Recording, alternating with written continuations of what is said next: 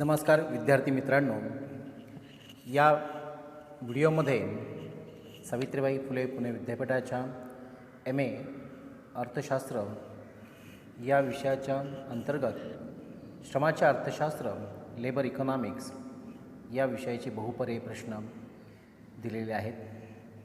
तर चला तर पाहूया. मग श्रम बाजारामध्ये काय अपेक्षित असते? What is expect in labour market? तर श्रम बाजारामध्ये प्रामुख्याने श्रमाची मागणी व श्रमाचा पुरवठा अपेक्षित असतो, म्हणून उत्तर आहे बी. श्रमाच्या गतिशीलतेचा अभाव म्हणजेच श्रमाला एका ठिकाणाहून दुसऱ्या ठिकाणी सहजासहजी स्थलांतरित करता येत नाही, म्हणून उत्तर आहे बी. कुशल कामगार म्हणजे what is a skilled worker? उत्तर आहे ए. उत्पादन प्रक्रियेसंबंधी शिक्षण व प्रशिक्षण घेतलेल्या कामगारांना स्किल्ड लेबर म्हणून ओळखले जाते, म्हणून उत्तर आहे ए. कॉन्ट्रॅक्ट पद्धतीतील श्रमिकांचे महत्त्वाचे वैशिष्ट्य म्हणजे वरील दोन्हीही. अशा कामगारांना सरळ वेतन दिले जात नाही, तसेच अशा कामगारांना इतर सुविधा दिल्या जात नाही.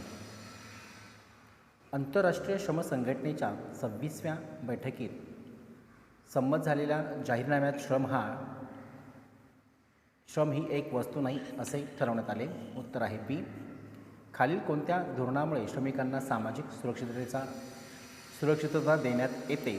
तर प्रामुख्याने कल्याणकारी राज्य वेलफेअर स्टेट या योजनेअंतर्गत कामगारांना सुविधा दिल्या जातात, म्हणून उत्तर आहे सी. श्रमाचे प्रकार टाईप ऑफ लेबर्स प्रामुख्याने उत्पादक, अनुत्पादक, कुशल, अकुशल, शारीरिक श्रम आणि मानसिक श्रम असे सर्व श्रमाचे प्रकार असल्यामुळे उत्तर आहे डी.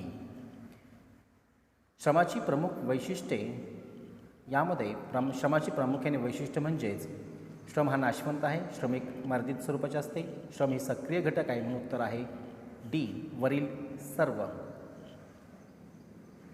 श्रमाची सौदाशक्ती कमी असण्याचे कारण the reason for the lack of bargaining power. तर यामध्ये उत्तर आहे ए. श्रमिक संघटनेचा अभाव असल्यामुळे सौदाशक्ती कमी राहते. वास्तविक वेतनामध्ये काय अपेक्षित असते? What is expected in actual income? यामध्ये उत्तर आहे ए. रोख मजुरी आणि त्यांना मिळणाऱ्या विविध सोयी सवलती. उत्तर आहे ए. किमान वेतन म्हणजेच what is the minimum wage? उत्तर आहे बी.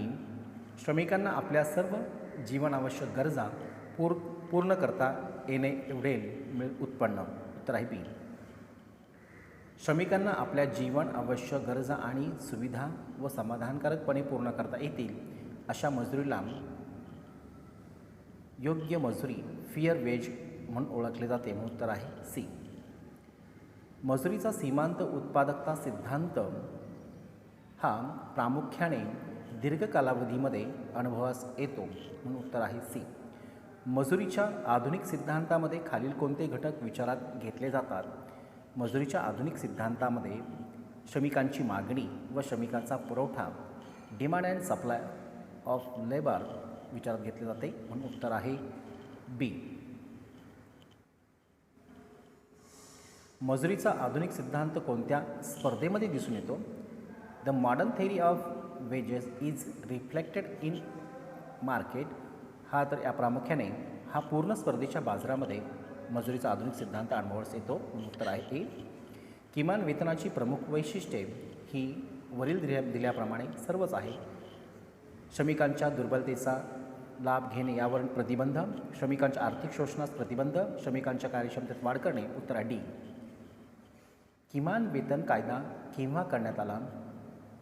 Wien the minimum wages law ऑज एंटायटेड. तर उत्तर आहे बी. 1948. औद्योगिक संबंध म्हणजे इंडस्ट्रियल रिलेशन्स मीन्स. उत्तर आहे सी. श्रमिक आणि मालक या दोन्ही वर्गांमधील औपचारिक संबंधास औद्योगिक संबंध म्हणून ओळखले जाते, म्हणून उत्तर आहे सी. औद्योगिक कलह म्हणजे इंडस्ट्रियल डिस्प्यूट मीन्स. औद्योगिक कलहामध्ये औद्योगिक कामगार आणि मालक यांच्यातील संघर्षालाच औद्योगिक कलह म्हणून ओळखले जाते. म्हणून उत्तर आहे ए. औद्योगिक कलहाचे कारण प्रामुख्याने वेतनवाढीसाठी, बोनससाठी, सोयीसुविधांचा अभाव या कामगारांच्या बाजूच्या असणाऱ्या मागण्यांमुळे कलह निर्माण होऊ शकतो. म्हणून उत्तर आहे डी वरील सर्व. औद्योगिक कलहाचे वाईट परिणाम प्रामुख्याने औद्योगिक उत्पादकतेवर त्याचा प्रतिकूल परिणाम होतो आणि उत्पादकता घटते. म्हणून उत्तर आहे बी. औद्योगिक कलहाचा सकारात्मक परिणाम the positive effect of industrial dispute यामध्ये प्रामुख्याने सकारात्मक परिणाम म्हणजे कामगारांच्या न्याय मागण्या पूर्ण होतात. म्हणून उत्तर आहे ए. औद्योगिक कलह मिटवण्यासाठी कोणत्या मार्गांचा अवलंब केला जातो? यामध्ये लवाद, तडजोड अधिकारी, श्रमिक न्यायालय हे सर्वच असल्यामुळे उत्तर आहे डी वरील सर्व. अनुपस्थित श्रमिक कोणाला म्हणतात? What is an absence workers यामध्ये वरील सर्वच कारणीभूत आहे. म्हणून उत्तर आहे डी. श्रमिकांच्या अनुपस्थितीचे प्रमुख कारण प्रामुख्याने श्रमिकांची व्यसनाधीनता, आजारपण, श्रमिकांची प्रवासी वृत्ती हे तिन्ही घटक असल्यामुळे उत्तर आहे डी वरील सर्व. सामूहिक वाटाघाटी म्हणजे कलेक्टिव्ह बार्गेनिंग मीन्स उत्तर आहे ए. श्रमिक आणि मालक पक्षांनी आपले विवाद सोडवण्यासाठी एकत्रित येऊन केलेली चर्चा यालाच सामूहिक वाटाघाटी म्हटले जाते. म्हणून उत्तर आहे ए. कल्याणकारी राज्याचे महत्त्वाचे उद्दिष्ट असते. कल्याणकारी राज्याची महत्त्वाची उद्दिष्ट वर दिल्याप्रमाणे सर्वच आहे. म्हणून आर्थिक विकास साध्य करणे, पायाभूत सुविधांमध्ये वाढ करणे, आंतरराष्ट्रीय वापरात वाढ करणे असे असल्यामुळे उत्तर आहे डी. सामाजिक सुरक्षितता म्हणजेच राज्यांनी विविध योजनांमार्फत दिलेली सुरक्षितता होय. म्हणून उत्तर बी.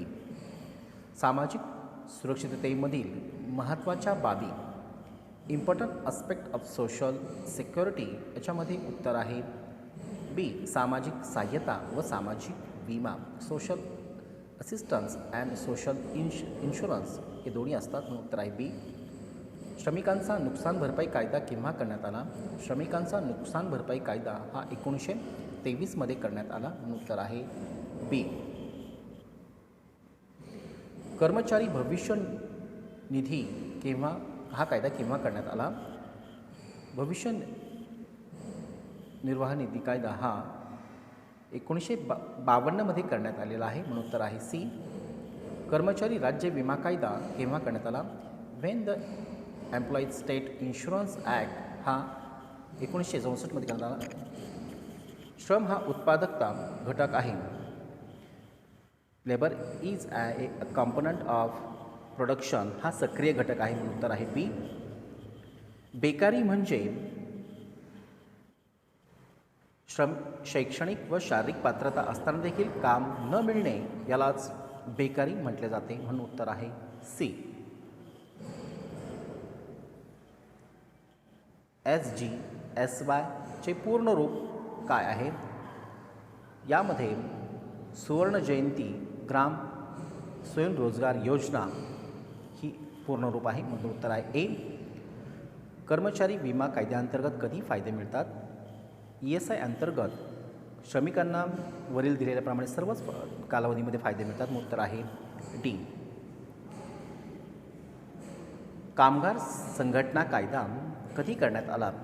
तर कामगार संघटना कायदा हा 1926 करण्यात आला आहे. म्हणून उत्तर आहे ए. 1948च्या कारखाना कायद्यानुसार किती वर्ष पूर्ण केलेल्या व्यक्तीस बालक म्हणून ओळखले जाते?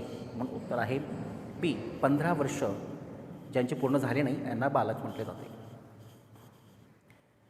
कारखाना कायद्यानुसार उद्योगामध्ये कार्यरत असणाऱ्या बालक श्रमिकांची किमान वयोमर्यादा किती असावी?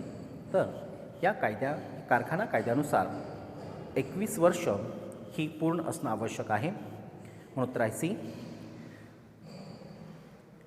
कामगार संघटनेचे फायदे वर दिल्याप्रमाणे सर्वच फायदे असतात. श्रमिकांच्या विकासात समानता येते, श्रमिकांच्या हिताचे संरक्षण होते, औद्योगिक संबंधात सुधारणा होते म्हणून उत्तर आहे डी. श्रमिक एका ठिकाणून दुसऱ्या ठिकाणी काम शोधण्याचे कारण प्रामुख्याने वरील दिल्याप्रमाणे सर्वच आहेत. पूर्वीचे असमाधानकारक वेतन, कामाच्या ठिकाणचे असमाधानकारक वातावरण, इतर सुविधांचा अभाव म्हणून वरील सर्व. उत्तर आहे डी. जागतिकीकरणामुळे श्रम बाजारात झालेला परिणाम.